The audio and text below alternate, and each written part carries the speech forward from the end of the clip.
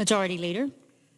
I'd like to begin with a few words on President Trump's Hanoi summit with North Korea. The President should be commended for his personal commitment to persuading Kim Jong-un to pursue a different path.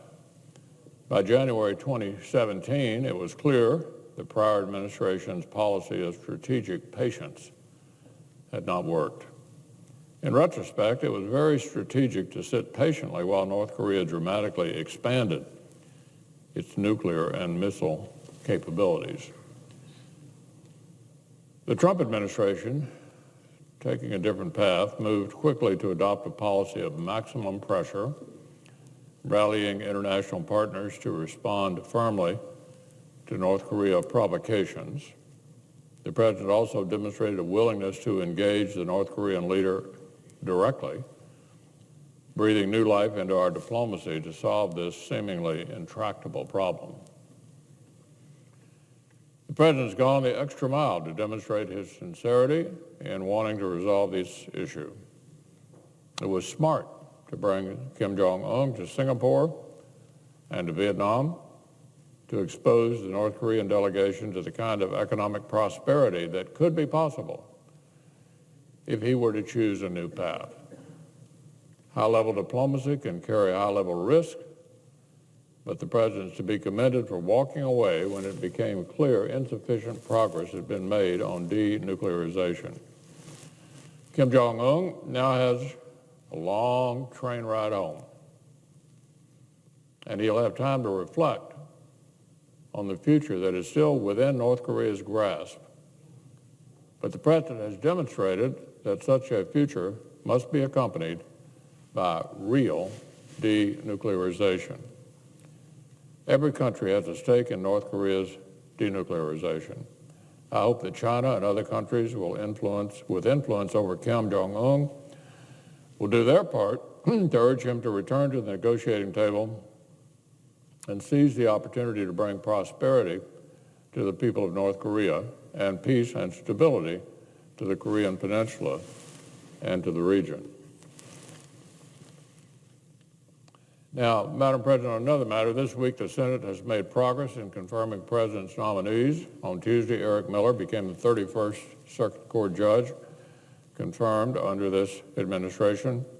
Yesterday, we confirmed Michael Desmond to serve as Chief Counsel at the IRS. Of course, this progress is only remarkable given Senate Democrats' historic level of obstruction.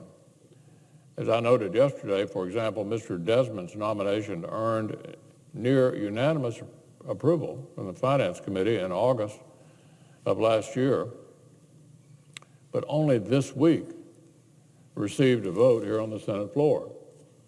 So many important roles are still vacant with well-qualified nominees ready and willing to fill them. Later today, we'll vote on Andrew Wheeler to serve as administrator of the EPA. Mr. Wheeler has spent the last year as deputy and now acting administrator. He wasted no time in proving he has what it takes to lead the agency. Drawing on a wealth of experience that includes service as staff director of the Senate Environment and Public Works Committee and a tenure at the EPA that first began back in 1991, Mr. Wheeler has proven his ability to advance pragmatic solutions to pressing environmental challenges. So I would hope each of my colleagues will join me in supporting yet another well-qualified nominee and vote to confirm him. And later today, we'll also have an opportunity to take care of another long overdue item, the nomination of John Ryder to the board of the Tennessee Valley Authority. Even after being reported out of committee on a voice vote, Madam President, on a voice vote twice, this well-qualified, uncontroversial nominee was nearly subjected to a needless cloture vote this week. I'm glad that instead we'll be voting to confirm Ryder and send him on to work on behalf of the Tennessee Valley communities. Now, in another matter,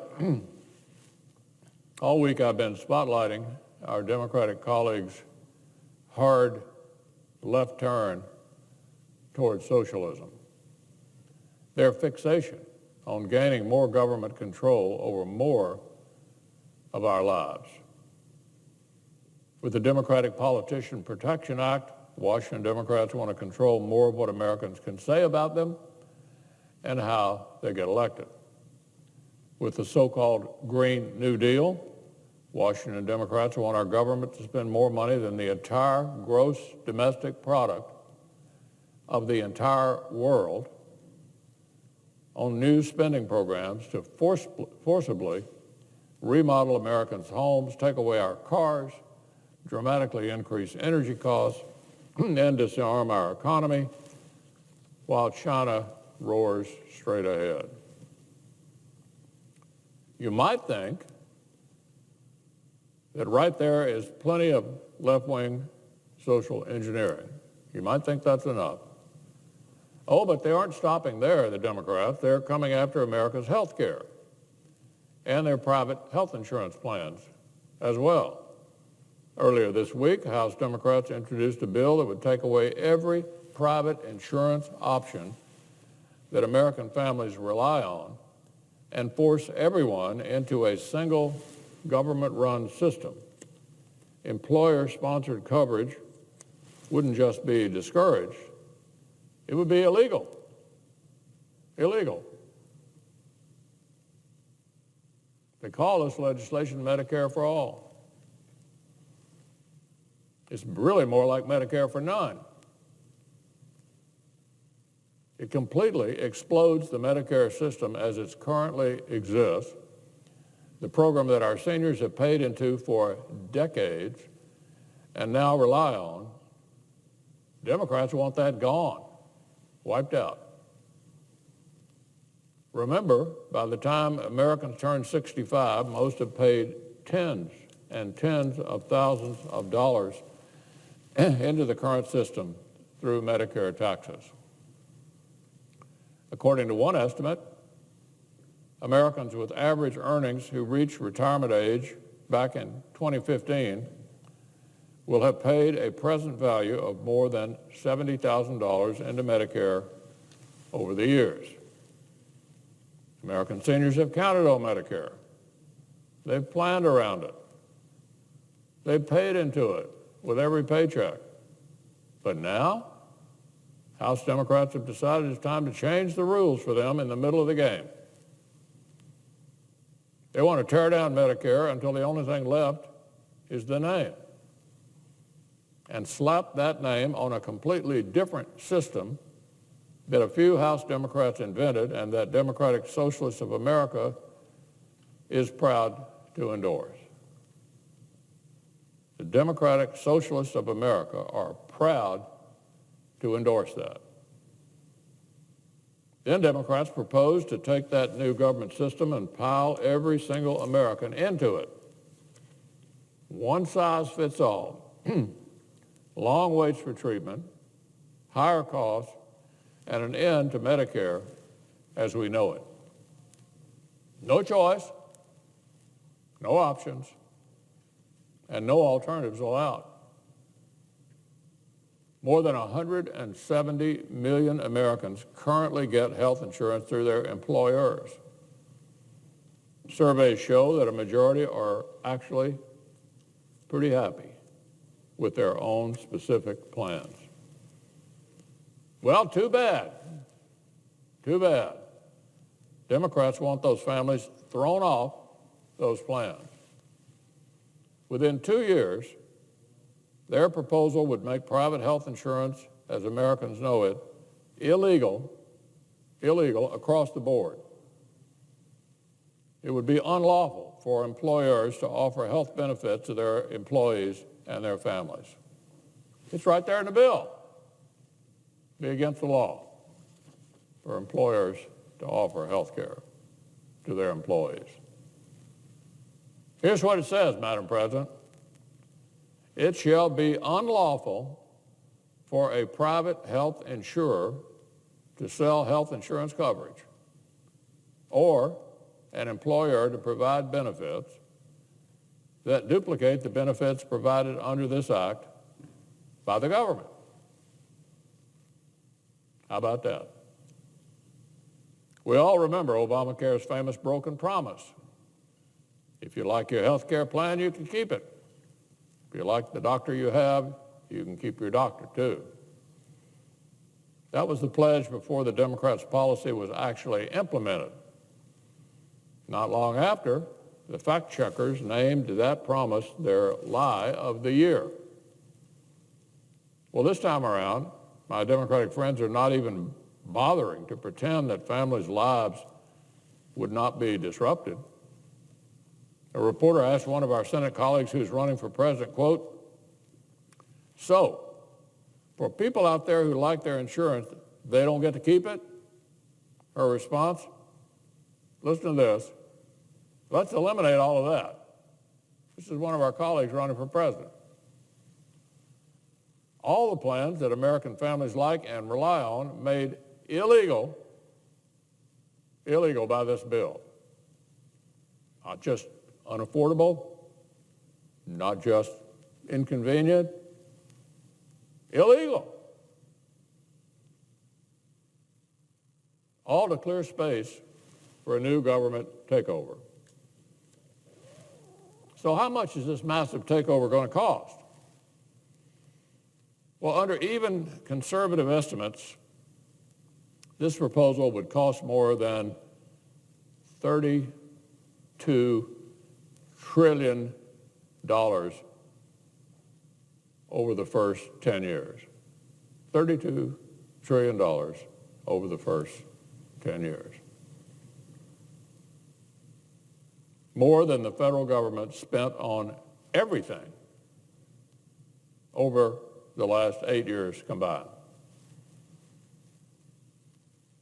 Where's that money going to come from, Madam President? Well, I think we all know the answer to that. Massive tax hikes on the American people, cuts to services, rationing of health care, broken promises, and debt. That's where it's going to come from. Here's what one economist found in the numbers. The Federal Reserve's data only go back to 1929. But it's unlikely that the government ever collected more than 20% of the GDP in taxes. To fully fund Medicare for all, that figure would have to rise then more to 30% of GDP. Now look, I'm sure we'll hear the class warfare rhetoric about soaking the rich and making a small group of Americans pay for all of this, but it won't be true. We all know it won't be true. The bill for this $32 trillion takeover would land squarely on middle-class families. There's no way around it. Even if the IRS confiscated every dollar of Americans' adjusted gross incomes over $1 million, took it all. If the IRS took every cent over $1 million, it wouldn't even pay for half of the proposal. Wouldn't even pay for half of it. Now look, class warfare may be a favorite tactic across the aisle, but numbers are stubborn things. Math is math. The cost would have to fall on the middle class. Actually, they'd fall on everyone, one way or another. That economist put it this way, he said, the simple fact is that financing Medicare for all would require a dramatic shift in the federal tax structure and a substantial tax increase for almost all Americans. Almost all Americans. So let's sum it up. Washington Democrats want the American people to fork over a record-breaking percentage of our gross domestic product in taxes for the privilege of having their health plans ripped away from them, even if they're happy with what they have, and the middle class is going to pay for it. What a great deal. All this, and I haven't even begun to explain how this takeover would cut America's access to care and degrade the quality of care, We've all heard horror stories from abroad about bureaucrats making decisions instead of citizens and long waits for treatments. Last year in Canada, the median wait time for medically necessary treatment from a specialist was 21 weeks. 21 weeks. That's the average wait time for medically necessary treatment in Canada. More than double what it was up there just 25 years ago. And in the UK, it's not just long waits patients have to contend with. It's flat-out denials of care. In the first quarter of last year alone, Britain's National Health Service abruptly canceled 25,000 surgeries. Canceled them. Imagine that. Being fully reliant on the government for health care, planning on a medically necessary procedure, and being told at the last minute the whole thing was called off. Welcome to socialized medicine. Needless to say, if some Democrats had their way, you wouldn't have to imagine much longer. So before I conclude, I want to highlight one more thing. I suppose no far-left wish list like this would have been complete without radical policies on the issue of abortion, without trying to hurt pro-life Americans. Sure enough, this legislation would shatter the long-standing consensus that federal dollars should not pay for abortions and force taxpayers to fund abortions nationwide. That's been a long-standing consensus. Talk about a perfect case study in the perils of a federal takeover.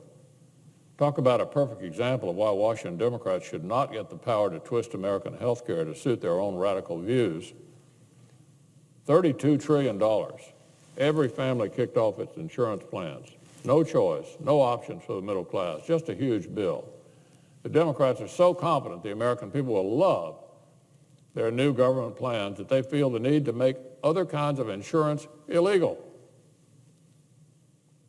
And Democratic presidential candidates are rushing headlong to embrace all of this. Watching them embrace all of this. Goodness, if this is one of their best and brightest new ideas, I'd sure hate to see the bad ones.